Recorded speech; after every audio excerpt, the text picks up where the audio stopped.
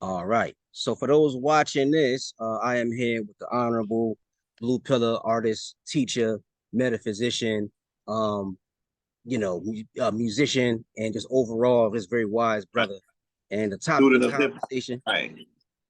topic of conversation for the evening is going to be this is going to be part one of a series I'm doing called the Islamic Orders of Hip Hop. And the hip hop 50th anniversary just went by. And one thing that's interesting to me is how much hip hop has changed.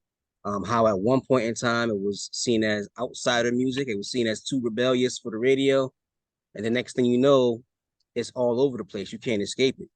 I remember when I was young, there was a radio station in my hometown where they actually had a commercial that said we play real music without the rap. And then 2 weeks later, they was playing More Money, More Problems by Big because this shit was such a big hit. Couldn't deny it. Right. Right. So 50th anniversary of hip hop. I would like to discuss how you feel hip hop has changed. Is it changing in positive ways, or is it changing in some ways that you think bear some deeper analysis? I feel that my observation that hip hop has changed with society. It's running alongside society. Sometimes it outpaces it. Other times it's shoulder and shoulder. And then I've also witnessed times when it has been outpaced by society. Case in point, the time that you speak of, even prior to that, in the 80s, the earlier 80s, I was born into hip hop. I was born in the Bronx in 1975. So that's all I've been exposed to. But I can't say that, outside of my household, I grew up on jazz. Mm-hmm. Um, so I saw conversations, I saw culture in the early 80s moving a particular place, and hip hop wasn't keeping in step with it. It was being outpaced. That's when hip hop did not get played on the radio. It was a marginalized art form. It wasn't truly reflective of Black America as a society per se. Only a niche of it. It was the exception that ultimately became the rule, and Right. I bore witness to that through my lifetime. Do I feel that? So I said, yeah. I think that hip hop is a direct reflection of society, and I never have conversations about who we are and where we're at without explaining that we live in a post-crack world. And as I witness my youth change, as I witness my community change, as I witness, all of my friendships being impacted in one way or another by crack cocaine in particular, Mm-hmm. I never make my observations irrespective of that. You know what I'm saying? So crack also changed the music forever. Um, and I still think that we live in a post-crack world. When they say, when you chemical warfare or the full effects from chemical warfare, biological chemical warfare, the full effects are felt in a 7-generation window. And we're not 7 generations removed from crack. So to me, we're still kind of like, we just got out of the epicenter. A generation is 25 to 30 years. We're not that far removed from crack cocaine. Right. Maybe a generation and a half in.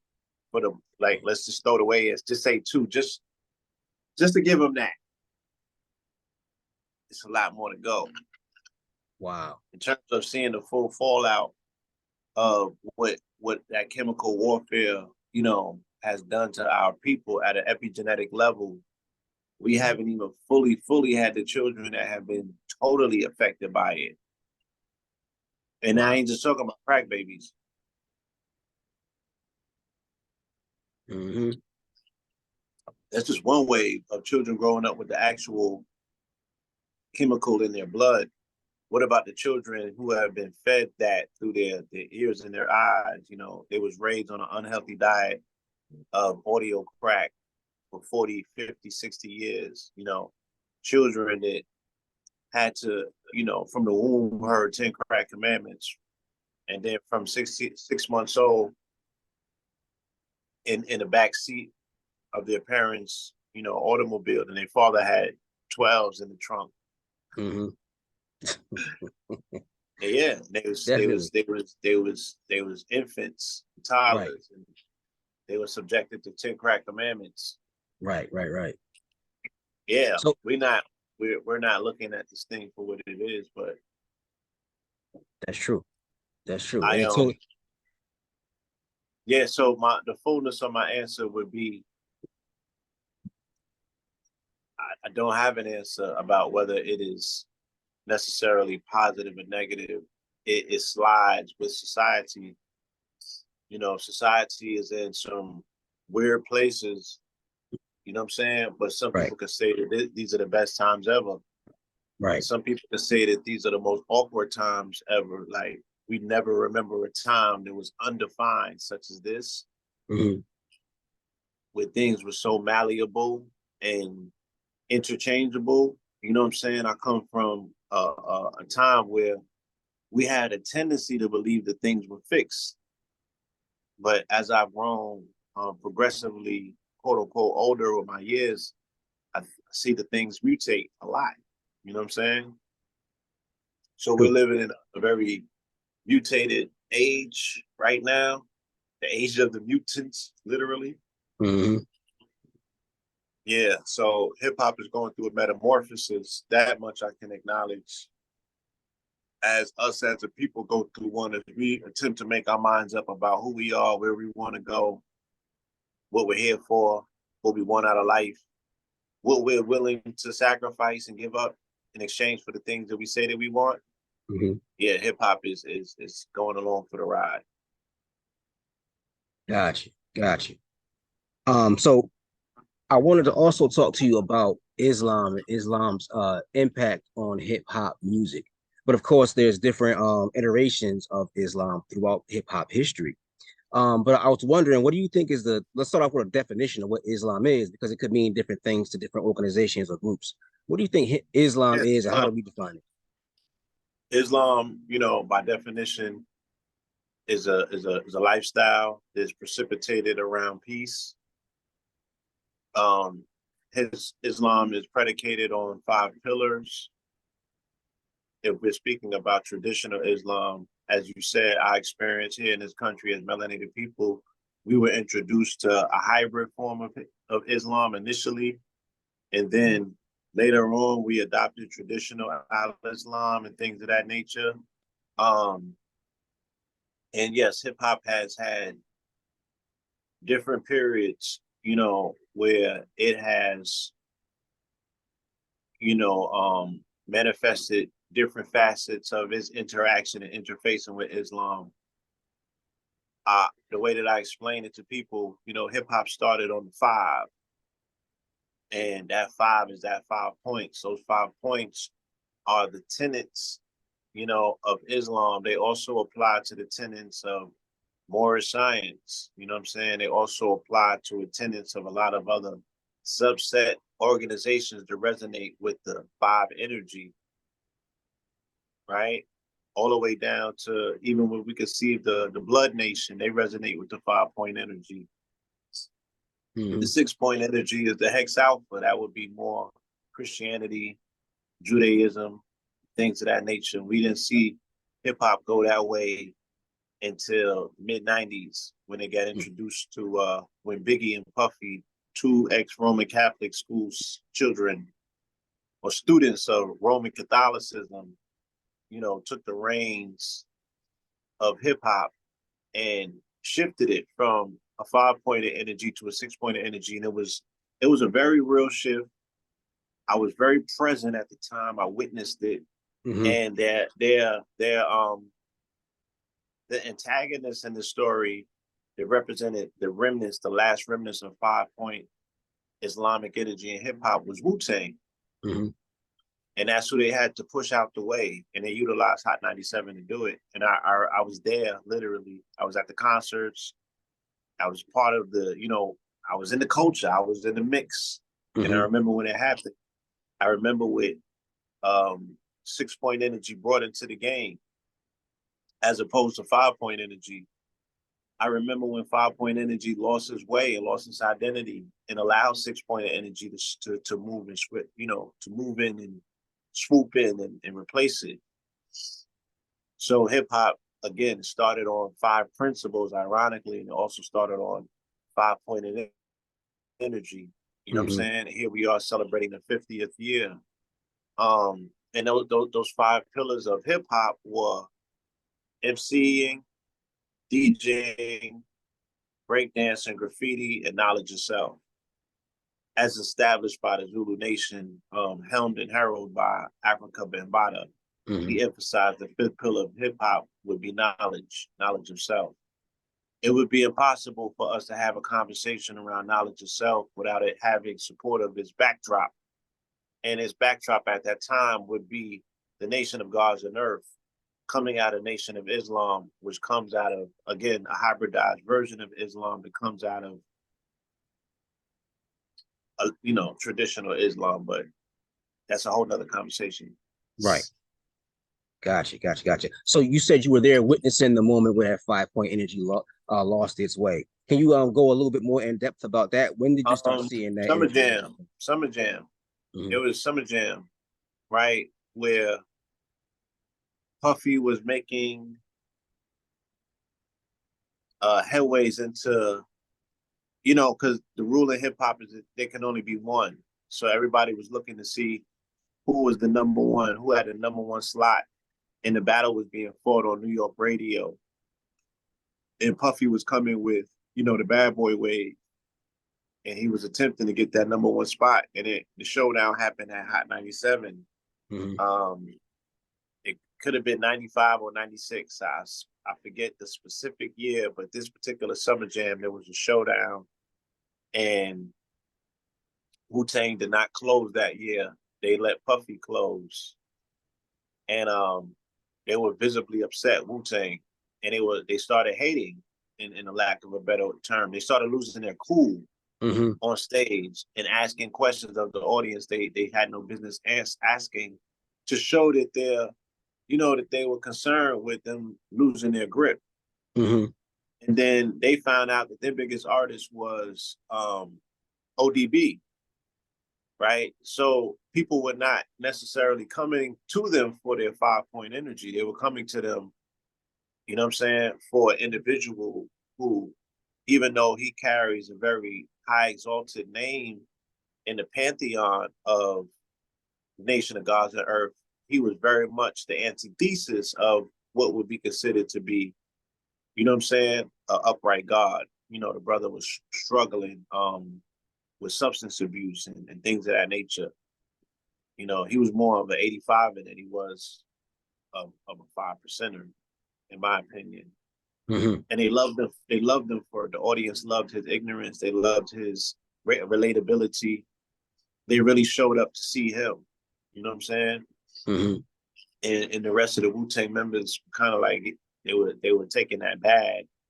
They was trying to hate on Puff, like I should hated on Puff at the Source Awards. Like, this dude be dancing. They was just trying to throw shade on him, but Right. the people, they they came to see somebody who was clearly entertaining them. They wanted to be entertained, Right. and not necessarily educated. So when we went from that phase of hip hop, no longer wanted to be in the classroom, you know what I'm saying, but wanted to engage in recess, if I can use that analogy of school properly. Mm-hmm. After 3 p.m. when the bell ring, we don't want to hear nothing about education. Right. We don't want to hear nothing about the books, right? It's time to hang out. It's time to catch up with your friends and what have you. And that's where hip hop had got to. It wanted to party and bullshit, for lack of a better terms. Mm-hmm. And that's the release. That's the relief that Bad Boy presented. That's the energy. That's the tone that Biggie Smalls came out with. His first record was Party and Bullshit. So they were a reprise from the seriousness that hip hop, the tone, the responsibility, the consciousness that the hip hop previously, was striking with our people. You feel me? Bad Boy Entertainment, for the most part, came around and dismantled it and destroyed it, and it gave people the option, to be slack. Right. And they took that option and they ran with it. And Islam is a lifestyle of discipline, Right. order, you know what I'm saying, of uprightness, of righteousness, of striving towards righteousness, of peace, you know what I'm saying, of brotherhood, of unity. It's not one of usury, you know what I'm saying? All the things that crash capitalism stands for Mhm. are antithemic to the initial themes of Islam. You know what I mean? So I watched all of that take place. And hip hop, unfortunately, you know, hip hop dissipated its grip and its control because Islam was also facing an identity crisis in the streets of New York because the crack cocaine affected everybody. Right. You know what I'm saying? So the people in my neighborhood, the biggest drug dealers that I knew, their names were Understanding and Supreme and Knowledge Born, and they were 5%ers, is what I'm trying Right. to say. And I would attempt to rationalize to make sense of it all because, you know, I was a very either black or white type of person. So I'm like, don't be over here doing the God God, body the God thing. righteousness. Yeah. I be over here doing this. Right. And they like, first rule of the God bodies is that you don't question the gods. I was like, oh, that's what we're doing. You know what I'm saying? I get it. Got you. I get it. This is your bully pulpit. Mhm. And you know what I'm saying?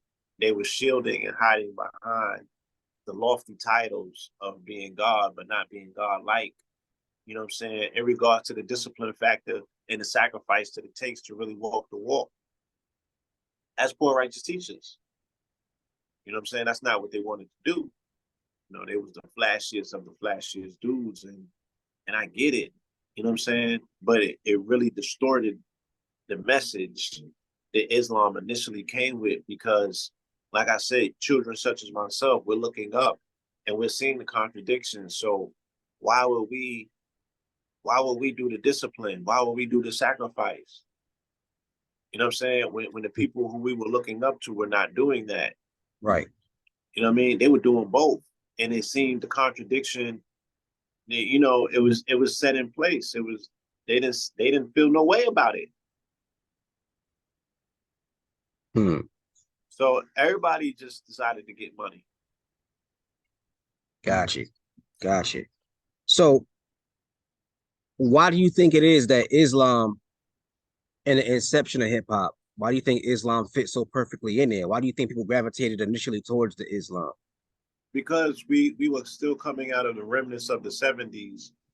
So the rebelliousness, the rebellion in our people, the revolutionary attitude in our people, there was still a light.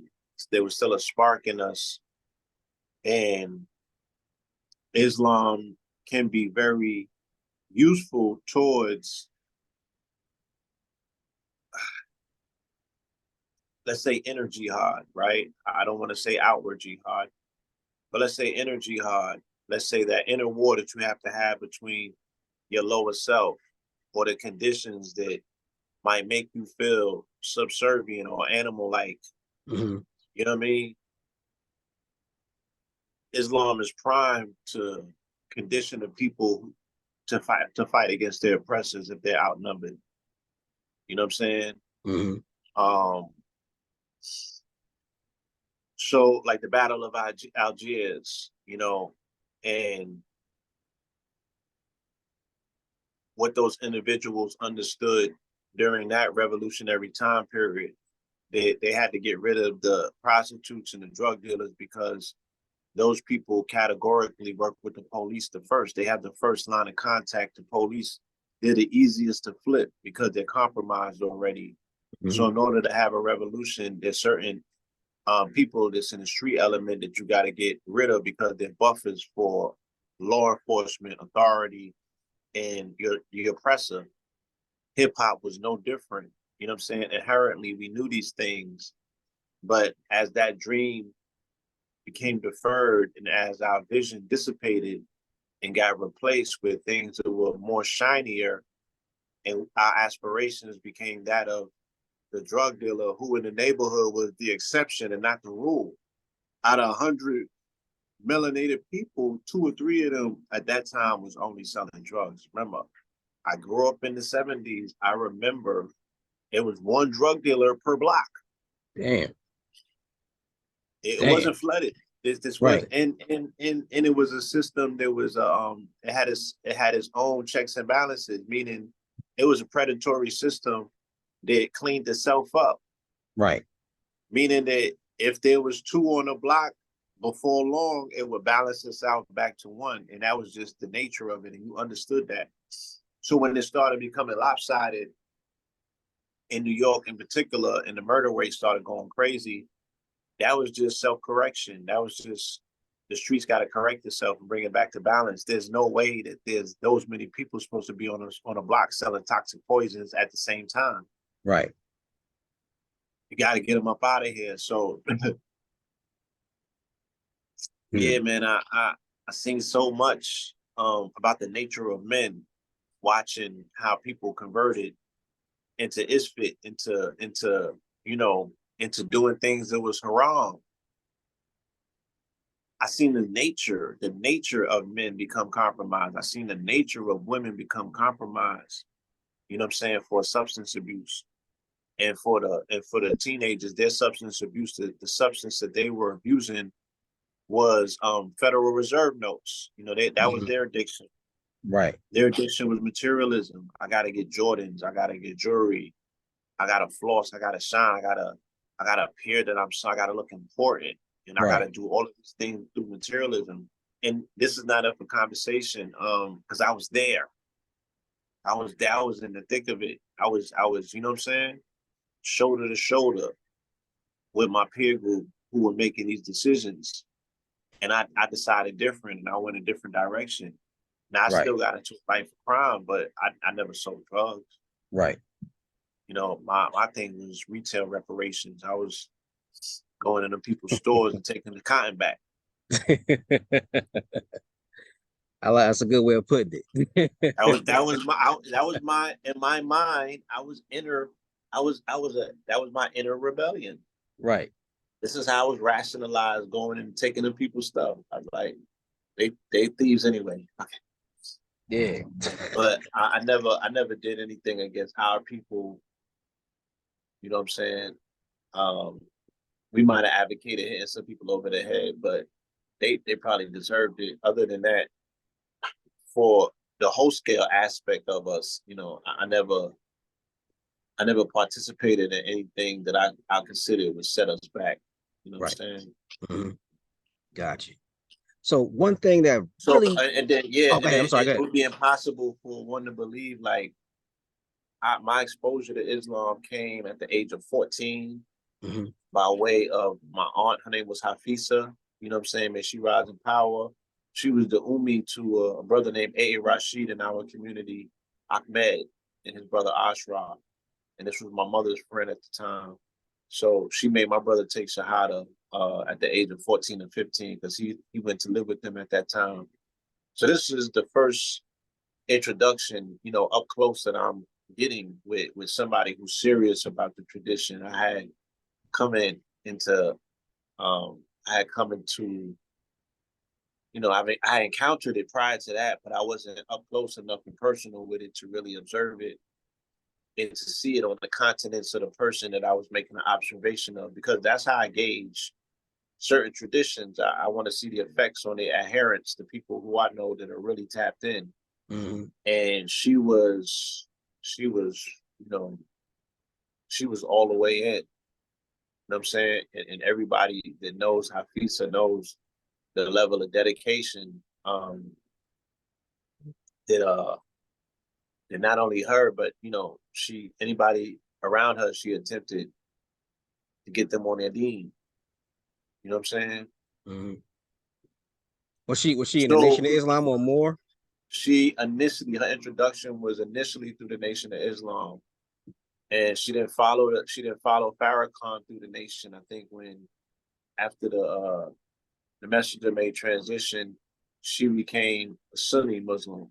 Okay. So yeah, she became a traditionalist.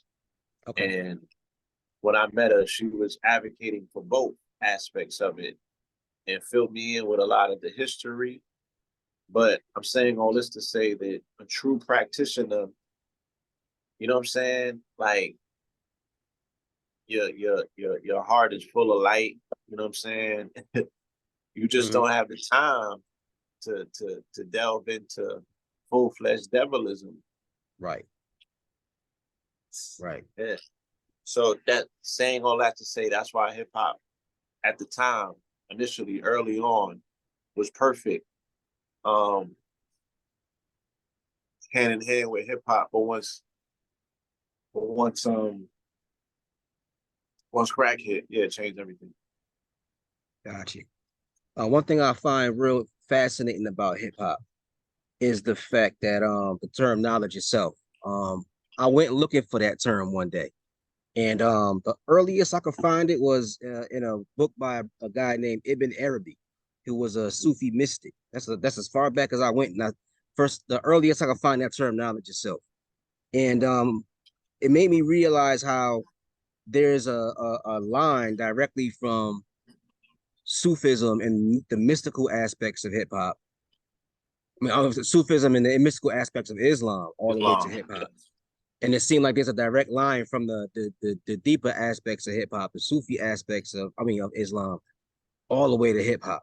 Um, what do you think it was that connected that ancient mystical Islam with modern day hip hop? Because they I seem mean, like completely different because worlds. hip hop is mystical. Hip hop Mhm. is mystical. Hip hop is, you know, and I'm gonna say this and don't take it disrespectful because other people have, you know, and I had to go back and self-correct myself because I was using the wrong terminology.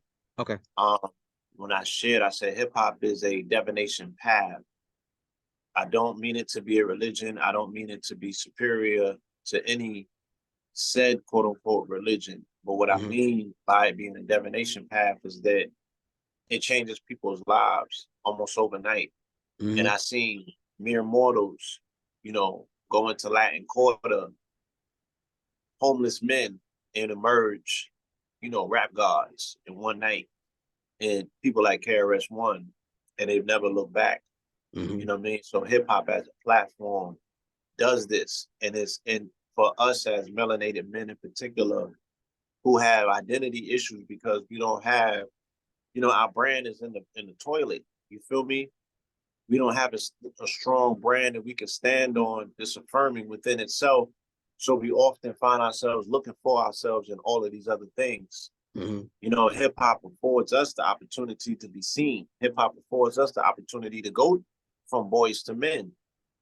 You know what I'm saying?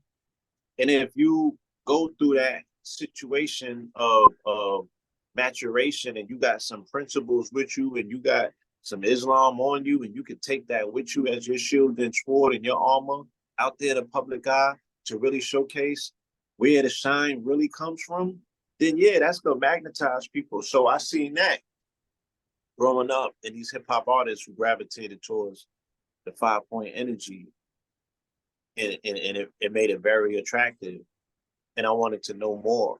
You know what I'm saying? I wanted to lean more so towards that because I was attracted to the more gallant aspect of our character, of who we are. You know what I'm saying? The more shinier, not the Hmm. shiny things, the shiny part of our character, the part that made us gleam, like yeah, like we're nobles. You know what I'm Hmm. saying? Like we're upright.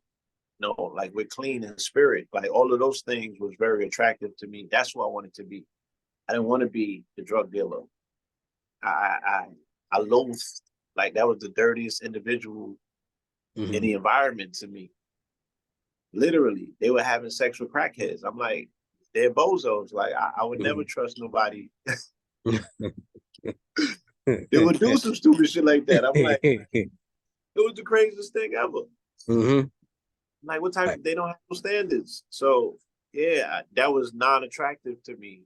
Right. Yeah.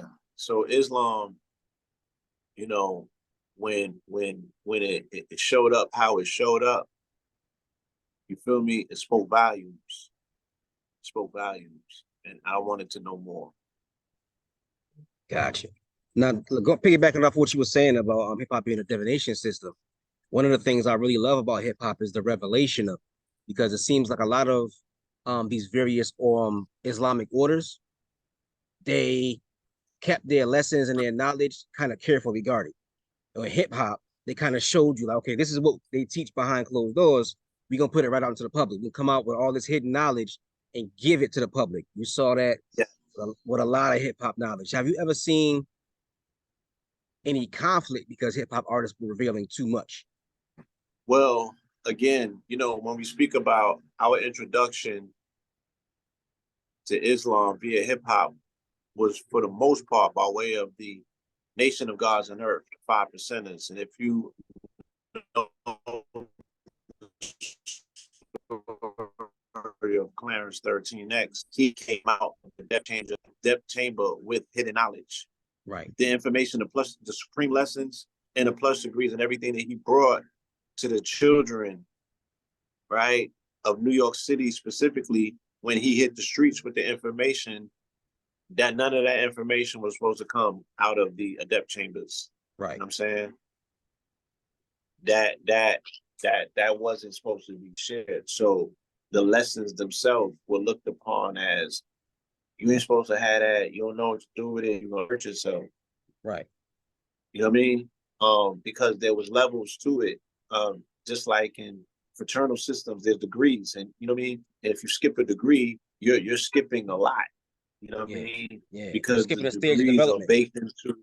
You're skipping a stage of development that's going to be taught to you ritualistically through ceremony and signs and symbols and a bunch of other things that you have to appreciate the allegory and all of this other stuff. I had to seep into your subconscious, and we're just skipping that. We just don't understand why things are done the way that they're done. We don't appreciate processes. And I think that, that became a hallmark of my generation, specifically because we became the microwave generation. My generation is the fast food generation, and we wanted everything quick. And then we see the results of it because, again, my generation is the one that's now like, oh my God, like the children of today, we're being surprised by them, how fast they want things. Like they got lectures on TikTok that they reduce 5-hour lectures to 1 minute. Yes. Yeah. Yeah. And I've learned quite a few things from 1 minute TikTok lectures.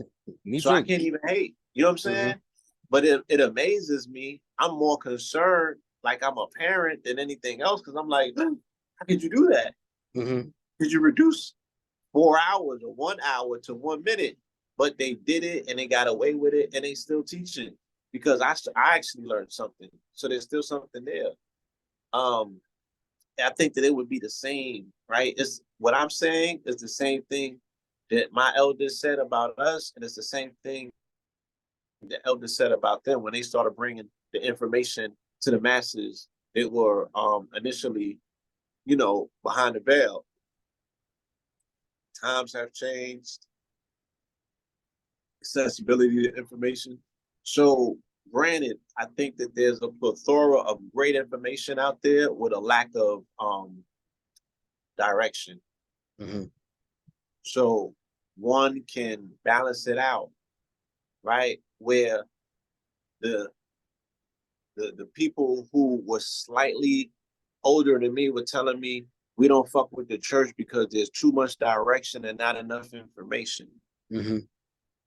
We feel like we locked down. These little, this little bit of information over here is not gonna hold it down for us. We need more. So then they started delving and dipping and looking for themselves in all these other things. Whereas the generation today, they got all the information with no direction, mm-hmm. which brings no discretion, which brings no, you know what I'm saying? They don't have to have bad discernment, and they lack discipline. They don't have patience. You know what I mean? So yeah, the information is out there. There's a lot of it. I'm seeing less done with more information as opposed to more done with a little bit of information. Right. So I don't know how it's going to end up. Got you. Now, I know that to define evidence of the impact of the gods, I mean, you don't even have to look that hard in hip hop. One particular group that I've been trying to research and get more information in regards to the impact in hip hop are the Ansar community. I know that Jay-Z's mentor, Jazzo, in one of his videos, he had a lot of like Ansar imagery and was holding up a picture of Malachi York. Prodigy mentioned Malachi York and gave him props and respect. Nas had that line in the song with Nori where he was like, I walk like Dr. Malachi York, play the sidewalk. So and also MF Doom was an Ansar at one point in time. Yes, he Um, was. KMD, yeah. mhm. So did you ever see like did you ever see when the Ansar community first hit the Absolutely. scene? Yeah, yeah, Absolutely. please break that down. Absolutely. Growing up as a youth in Brooklyn, I had a eureka moment. Because I had to go and see my stepmother spoke about a niece that she hadn't seen forever, a daughter of her sisters Hmm. who converted to Islam. She said that they were in a cult and she hadn't seen her, but she was in Brooklyn. So we were Hmm. gonna go and see her, she said. I said, cool, I'm with it. We went into Bushwick. I had been to Bushwick before, but I had never been to Bushwick to hang out. Hmm. I probably was still a little bit younger, you know what I'm saying? And you just didn't randomly go to Bushwick. Right. So I remember crossing over to Bushwick, and initially when we got into it, it was the hood, a little scary. And then we crossed one part of it, and then everything changed. It was like an oasis. Hmm. And I started seeing people in white everywhere. And it just looked like I was in another country because it wasn't even the scenery, it was the energy. It was the whole field of perception Hmm. changed. And we were in the Ansar community in Bushwick going to see her niece. And this was my first introduction to their community. And it seemed, like I said, it looked like something out of a storybook because it just didn't seem real in terms of what was right around the corner from it. You know what I'm Right. saying? I was like, yo, this is different. But yeah, I would see afterwards, I would always see them hugging the block, selling books and incense. Then I seen them when they changed. Then I encountered them in the prison systems when they were Nawubians. Hmm. Um, so I seen them in a lot of different. Then I encountered them when I came down here to Atlanta. Then I encountered, you know what I'm saying? I have so many encounters and interactions with them in different phases of their existence. But when they were Ansar, they were different. They were different. You know what I'm Hmm. saying? They were like they were aliens, goddamn, Right. damn near. Right. Right. Got you. And so Very, that very, very clean. Yeah, very, very clean though. You know, um, I remember the beautiful skin on melanated women. That's really what I remember the most. Even the brothers had glowing skin. Hmm. They had glowing skin. You know, almost like the pictures that they paint in the pamphlets with the Hmm. beard, everything symmetrical. Right. Yeah, man, Right. it was clean. It was clean, clean energy. Was there because I know when I was young in my hometown, I'm from a place called Hartford, Connecticut, I and know what. Yeah, I've been you there. know Of what that's at. course. And I remember when I was young, I was like 14, 15, and I used to rhyme. And this is back when I was still a Christian. I was a good little Christian boy. I used to rhyme, but I used Yeah, to drop knowledge about Christianity in my rhymes. And it was interesting because there was always a clash of ideologies. I'd be rhyming, somebody would be God. They'd be like, nah, nah, nah. And they start dropping knowledge on me. And some of the guys took me under the wing, gave me a little knowledge. right. But I would always see the Nuwabians. They were like the hungriest, and they would always be in the mix to everything. And In the there were mix. Yeah. Nuwabians. Yeah, I knew Nuwabians who would rhyme, but they was always on a hunt to battle and debate. I remember that about them. A lot of them had so much respect for the knowledge they was getting from Malachi York. They would always be ready for a debate. I always thought that was Yes. Yeah. I always thought that was very, very interesting.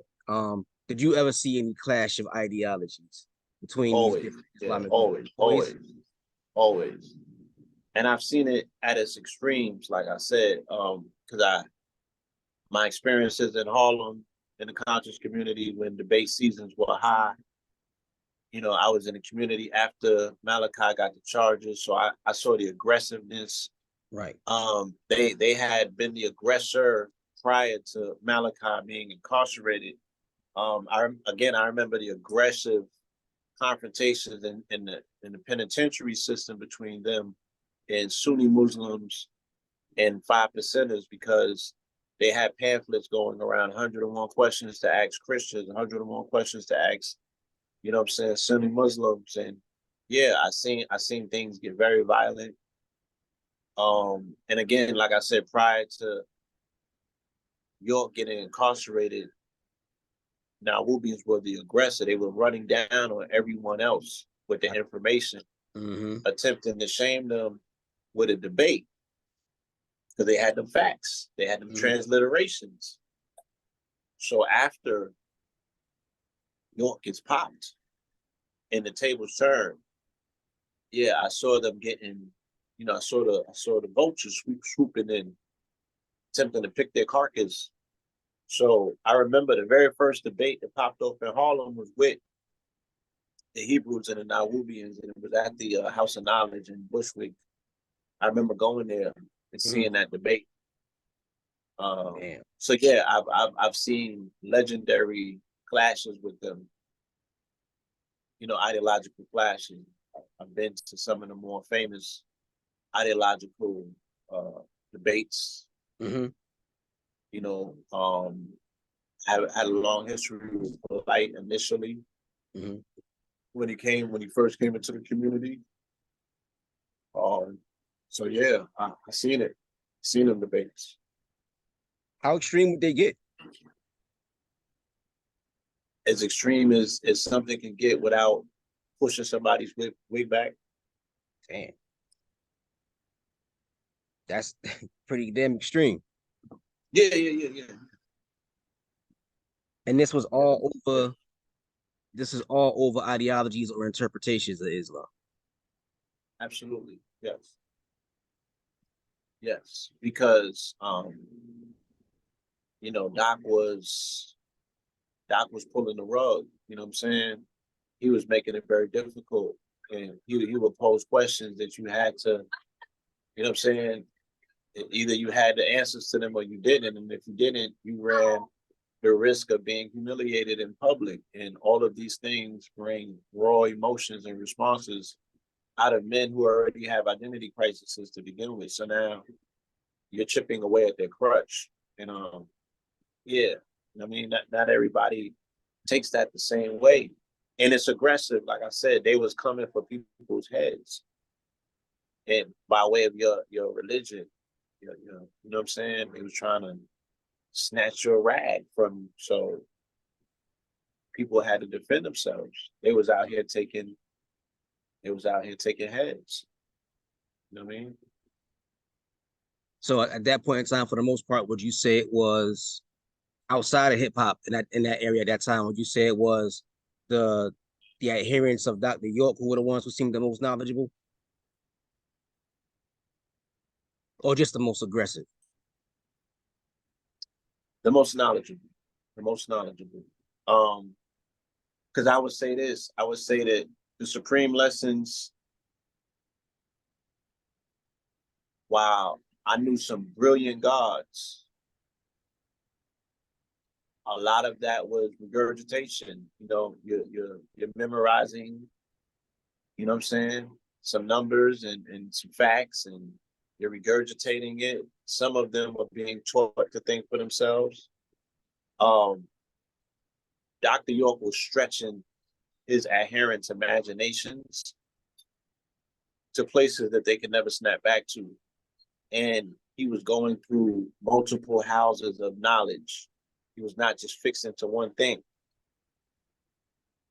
So the advantage is that a lot of Nawabians were ex-God bodies, and then they picked up the extra cachet of information that came by way of the hundreds of pamphlets that Dr. York put out.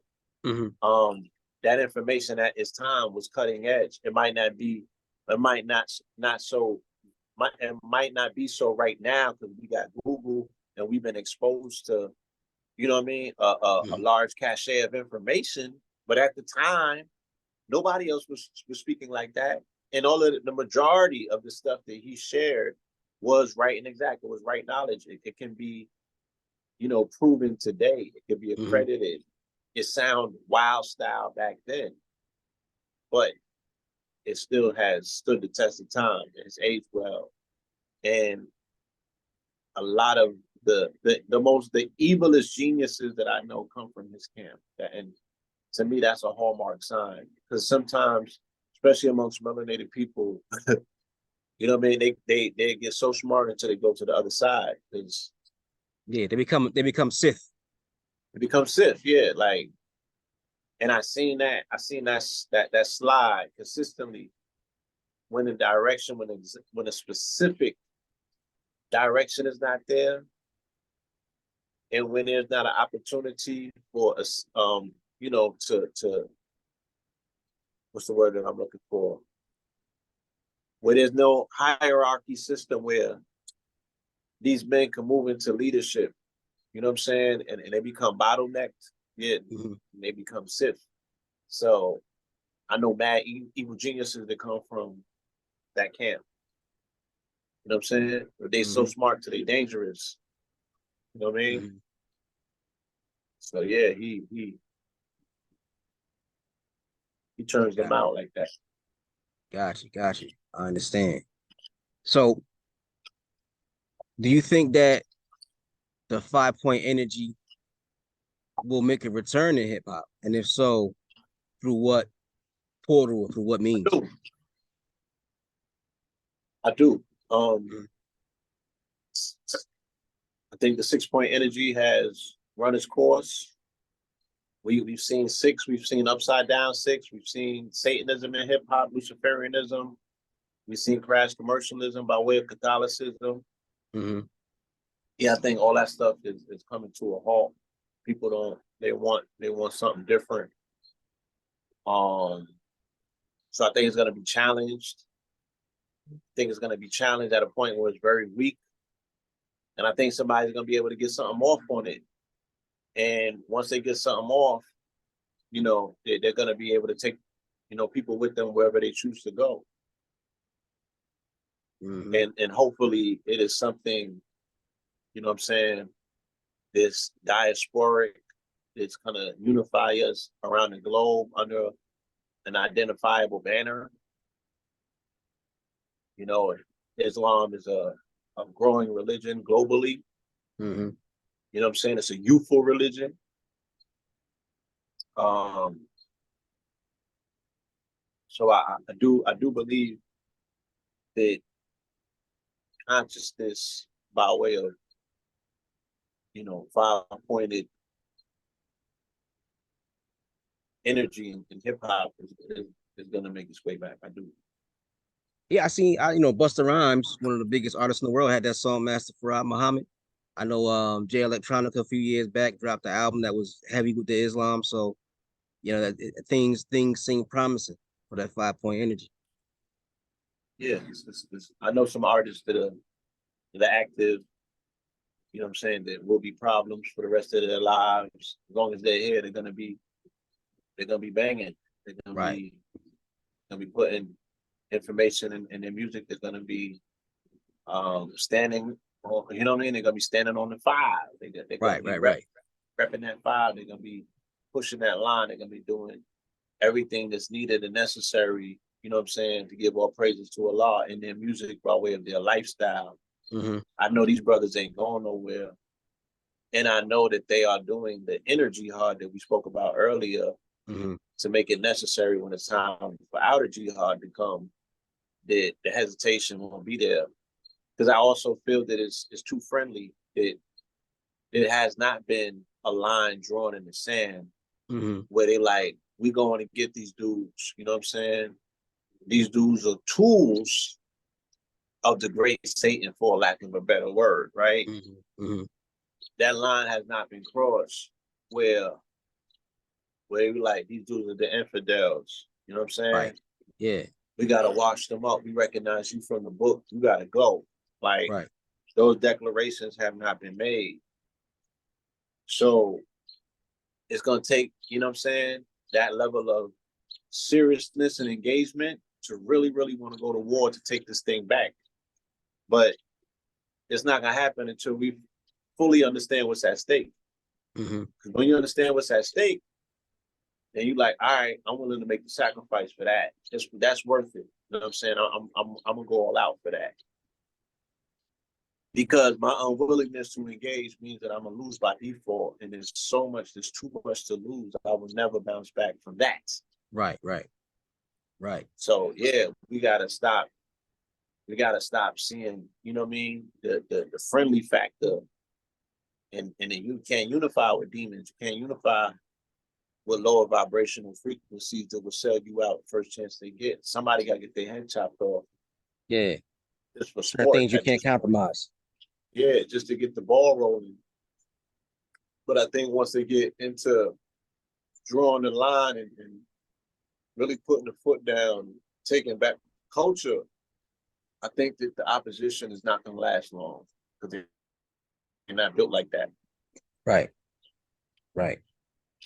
So I'm matter of fact, yeah, I'm about to go pray on it when we finish this, just to speed it up. Yes, indeed. Just to conjure and pull it in. You're like, yeah, just somebody set it off. Just push back against these dudes this week. Right. And they've been getting away with far too much for far too long. Right. They done us bad, or they done our people a disservice. You know what I'm saying? Right. And paying for $1, they got to go. Yeah. Gotcha. Now, I know one of my favorite MCs of all time, Raz Kaz, who I think is just genius. I was watching it. Yeah. I was watching the interview with him not too long ago. And unlike most hip hop artists, he didn't get knowledge from the gods. He said he got knowledge initially from the Moors. But I don't know a lot of MCs who were influenced by the Moorish Science Temple and their teachings. Can you break down something if you are familiar with Moorish artists and the Moors' impact on hip hop?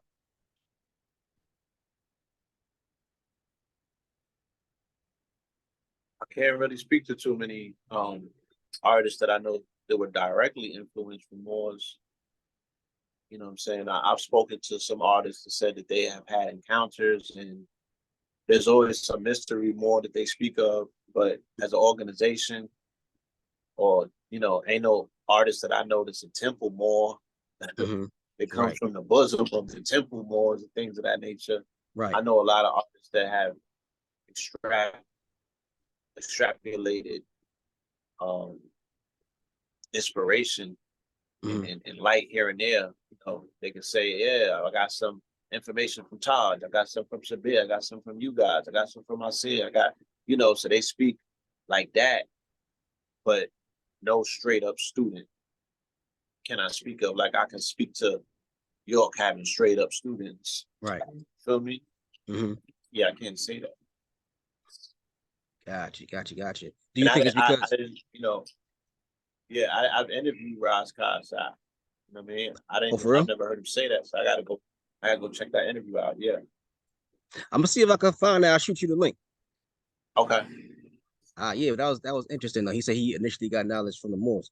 Do you think the Moors had a little less impact on hip hop because their organization was just so old? Because I believe they were like the first like Islamic organization in the US to really like lead Yeah. the community, if I recall correctly.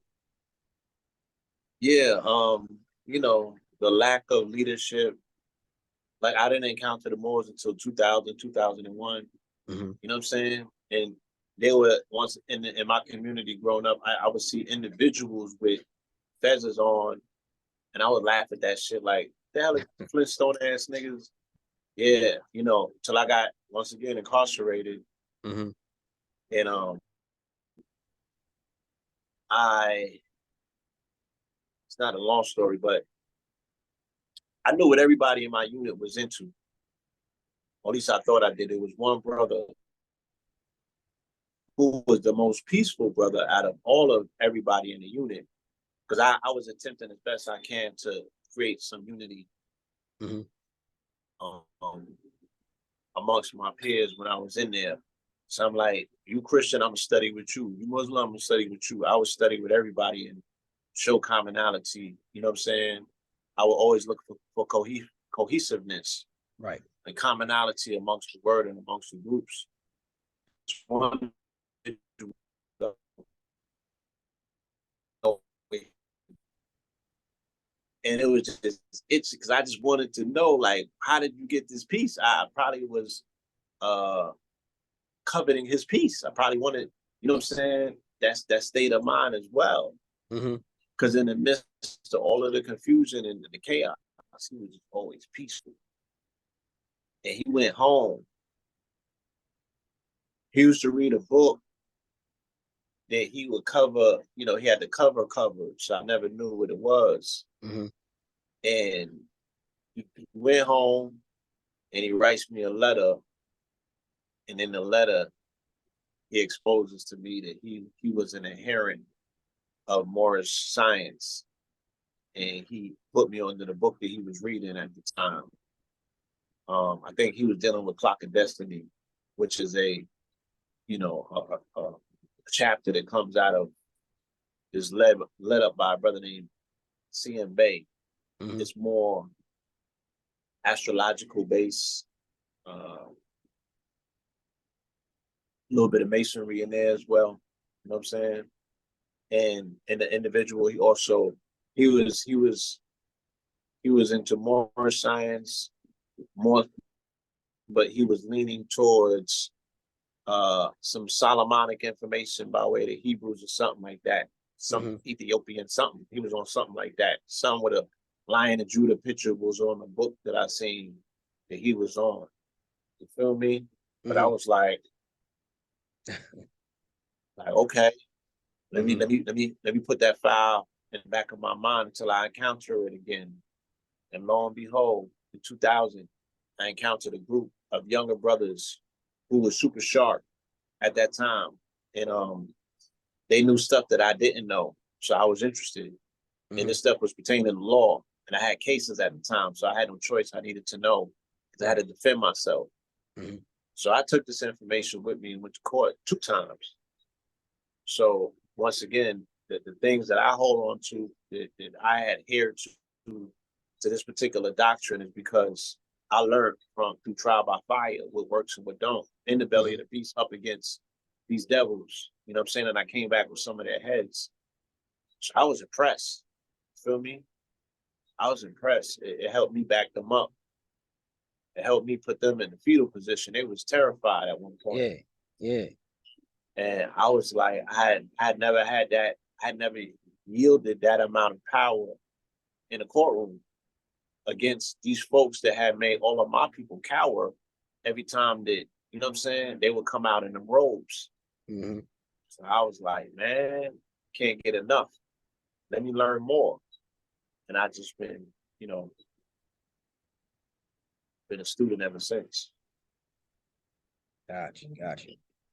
You mentioned that in the on the book that you saw there was some Solomonic stuff and some Masonic stuff as well. I heard a theory from someone who was saying that a lot of these Islamic orders in the US are rooted in Masonry. Someone was saying that the most honorable Elijah Muhammad was a Mason before he was a Muslim. They said Noble Drew Ali was a Mason as well, and he uses Masonic imagery when he takes pictures. Do you know if there's any truth to that? Can you break that down a little bit? Yeah, quite possibly. It's quite. I mean, Drew Ali was a member of more fraternal organizations than just the Masons. Right. So you know, during that time, these were the clubs that reached our uncles, fathers, and brothers. This is where our people congregated and organized around. These are the places that were available for them to go and get light.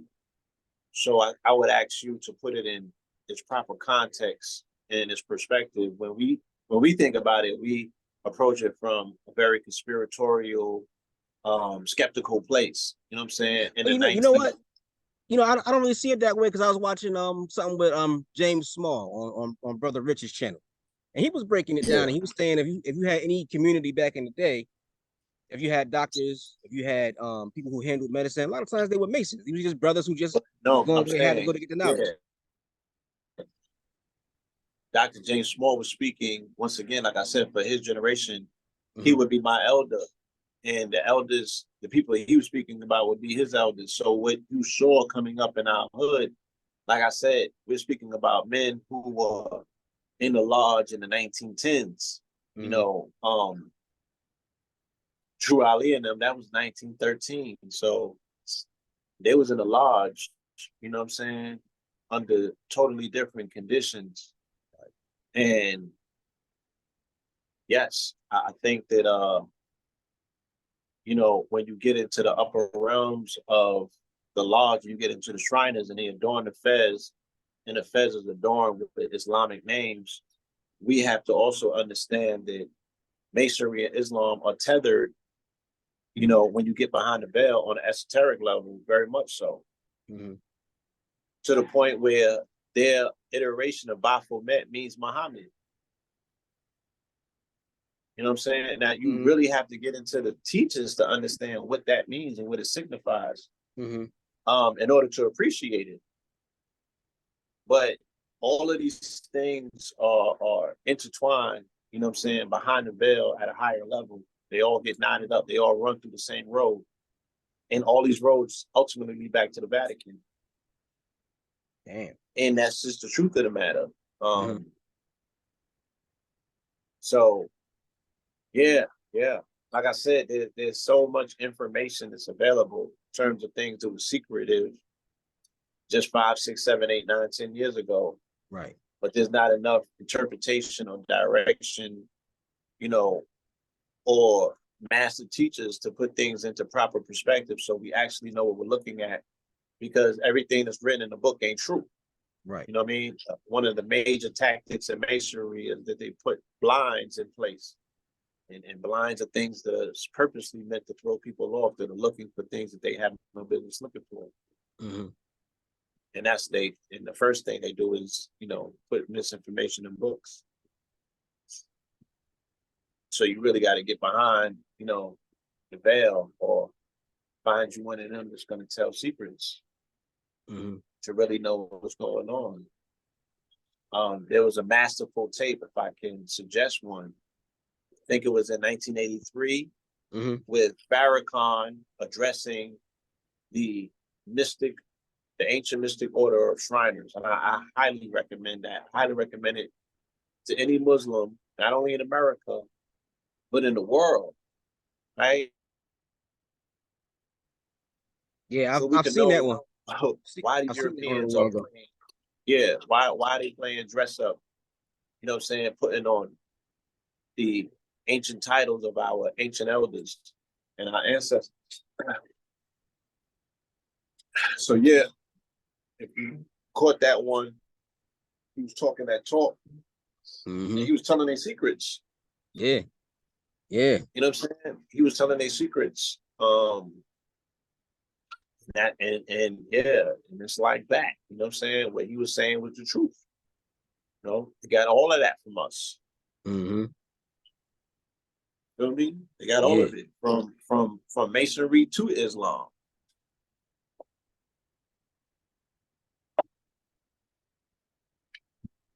And you were saying all roads lead back to the Vatican. I know that could be a real in-depth conversation. That could be a real in-depth conversation. But can you like just brush over that real quick? Flesh that out just a little bit if you can, if you have a little bit more time.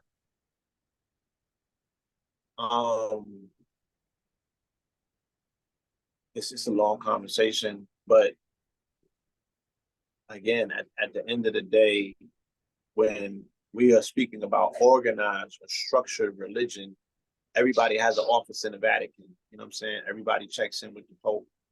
Nobody's operating independent of one another at the very top of things. You know what I'm saying? The Jesuits and the military and the rest of these organizations that are adherents to this particular I don't want to say gang, but you know, this control structure that has a firm grip on global affairs, you know, even though they were historically, you know what I'm saying, accounted with going to war against Islam for hundreds of years, a day like today is 7/11. You know, 7/11 is the year when the Moors appeared in Spain and locked down the Iberian Peninsula and ruled it for 700 years. We haven't even been in this country in captivity for 700 years. Again, just to put that in perspective, the years, because I don't think we do that enough. We ain't been here 700 years, allegedly, let's say under the captivity, according to the narrative. We don't even know what that feels like.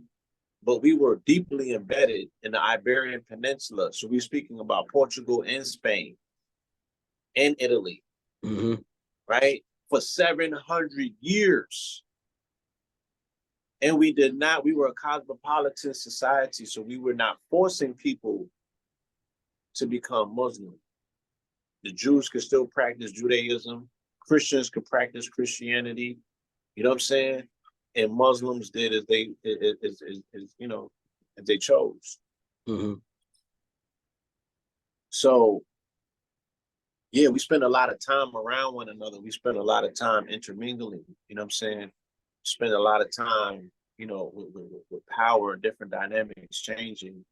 And while on the surface, yes, the Christian church or Catholicism is still crusading against Moors and remnants of Moors and Islam to some respect. You know what I'm saying? In other respects, there are places where they don't see conflict. You know what I'm saying? And everybody does sit at the same table. So I'll just leave it at that. Got you. Understood. Well, I'm gonna wrap things up right now, my brother. Thank you so much for your time. I really appreciate everything that you've given me, man. And I will upload this to YouTube. I'll shoot you the link when it's up, and then you'll be hearing from me soon, my brother. Thank you so much once again. Thank you, my brother. All right. Peace and blessings. Yep.